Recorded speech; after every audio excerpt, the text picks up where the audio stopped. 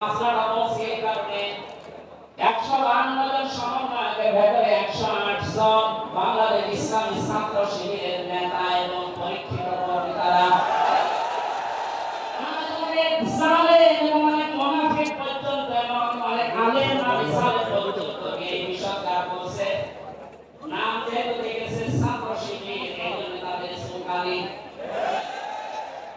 কেন ওরা এতদিন পরিচয় প্রকাশ না করে এই কাজ করলো ওরা মুনাফিক ওই শয়তান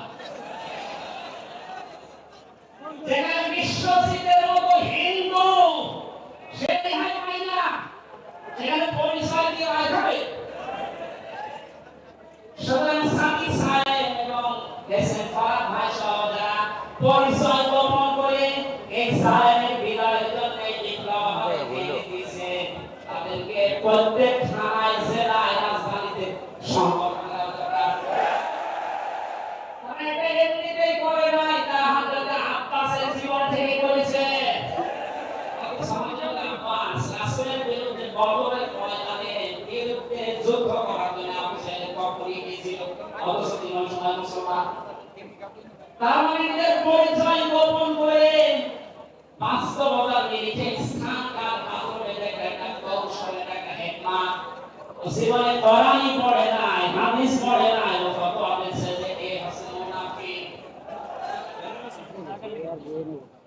এটা আমরা যা করেছি আমি এখানে 9টা পয়েন্ট এনেছিলাম। সাকিব সাহেব ভাষা হয়েছে ফরাক ভাষা 108 জন যা করেছে সব নবীদের থেকে, নবীর মাদের থেকে, নবীর সাহাবীদের থেকে, নবীদের শাসক থেকে শিক্ষা নিয়ে এই হিকমতটা অবলম্বন করেছে। আল্লাহ তাদেরকে সর্বোচ্চ মাকাম দান করেন বলেন আমিন।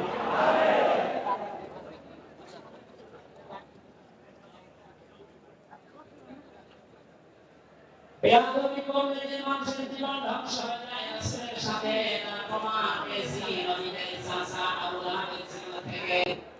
বিশ্ব নবী যখন সাফা মারওয়া এই পাহাড়ের উপরে দাওয়াত দিয়েছিলেন, এই লোকটা দিয়ে বলেছে কাফালা গালিহানা জামাতানা ইয়া মুহাম্মদ, মুহাম্মদ তুমি ধ্বংস হয়ে যাও। তাফসীরের কিতাবে সূরা লাহাবের তাফসীরে পড়েছে আবু লাহাব মুহাম্মদ রাসূলুল্লাহকে শুধু ধ্বংস হয়ে যাও এই কথা বলে নাই, সামনে একটা পাথর ছিল, পাথরটা হাতে নিয়ে কতগুলি দিকে ভাবে নিক্ষেপ করেছিল। আলহামদুলিল্লাহ আমার ঢাকাবাসী খুব খেয়াল করে শুনে আমার দুইটা পয়েন্ট আছে। আবু লাহাব 1000 বছর আগে মুহাম্মদ রাসূলুল্লাহর দিকে যে পাথর নিক্ষেপ করেছিল তাফসীরে ফিজিয়াল কোরআন মুফাসসির লিখেছেন সাইয়েদ কুতুব যে নবীজি সামনে পাথরটা পড়েছিল নবীর শরীরে লাগে নাই, আল্লাহ পাক সঙ্গে সঙ্গে তার জন্য কোরআন নাযিল করলেন, সেটাকে হাতে ধরবে না।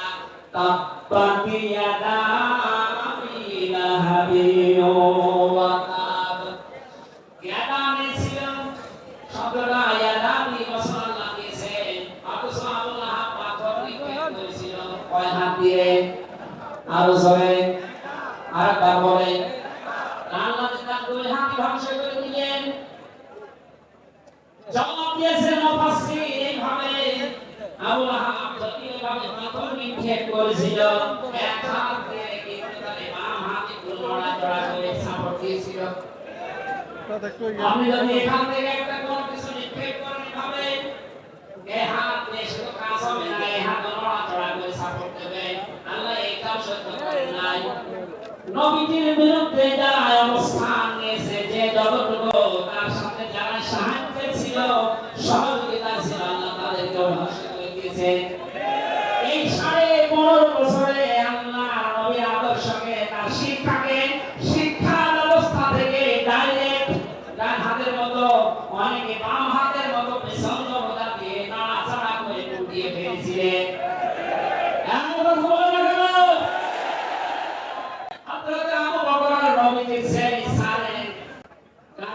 সেই ঘটনাটা আমাদের শিক্ষা ব্যবস্থায় এখন এগুলো তুলে বাবা বসিয়েছে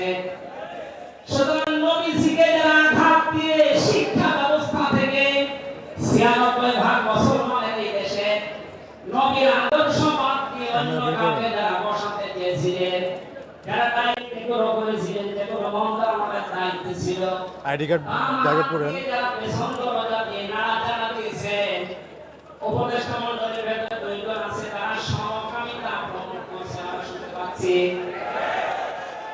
পাঠ্যপুস্তকে যে পরিবর্তনের চেষ্টা আছে, 96% মুসলমান কিন্তু ঘুমিয়ে যায়নি, এরা এখনো জেগে আছে।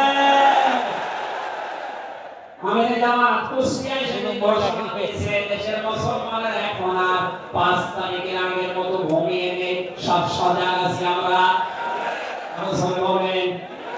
সুতরাং যারা ডান হাত দিয়ে চেষ্টা করছেন আল্লাহ বিরোধী, রাসূল বিরোধী, মানবতা বিরোধী কাজগুলোকে প্রমাণ করার জন্য, বাস্তবায়নের জন্য, আর পেছনের দরজা দিয়ে যারা বিভিন্ন নাম নিয়ে আবুল আহমেদ বাম হাতের মতো নাড়াচাড়া দিচ্ছে, আল্লাহ পাক যদি হয় আবুল আহমেদ মতো ডান হাত বাম হাত সব কিন্তু ধ্বংস করে ছাড়বে। এটা আমরা সাবধান বাণী উচ্চারণ করছি, এগুলো যারা আছেন আমি নাম নিলাম না। ছাত্র জনতা যেভাবে আপনাদেরকে উপদেষ্টা বানিয়েছে, আপনি 152 জনে 108 জনে দেখতে পাচ্ছেন না, এই মানুষগুলো কি চাই? 108 জন না, আমি 152 জনের সাথে যোগাযোগ রেখে দেখেছি, সবাই চায় দেশে আল্লাহর বিধান চালু।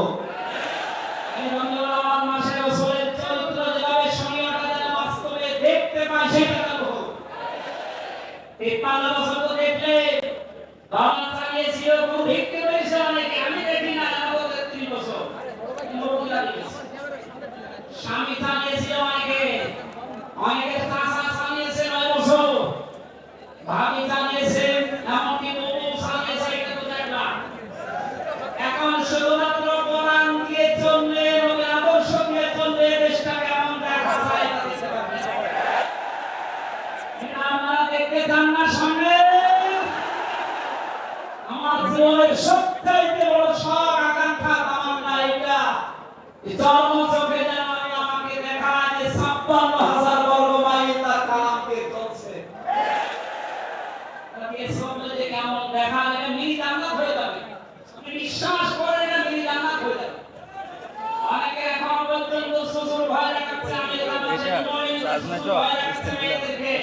আমাদের ঘর বন্দি করে রাখবে। অনেকে যারা ডাল খায়, মামা বাবা খায়, লাল পানি খায়, এরা কি খাবে? ইসলামী কোরআন দিয়ে চলে, নবীর আদর্শ দিয়ে চলে। ভাই স্ট্যান্ডটা বের করে দিতে পারবেন? স্ট্যান্ডটা বের করে দিতে পারবেন? আরেকজনের সমস্যা হবে। পাশে যে বাইরে আছে না, ওনাকে বলো। লাল পানি কে খায়? ওই পরিবেশে গেলে কেউ কি চাইবে যে লাল পানি খায়? পরিবেশটা রহমত দিয়ে ভরপুর, কথা বলে ঠিক না?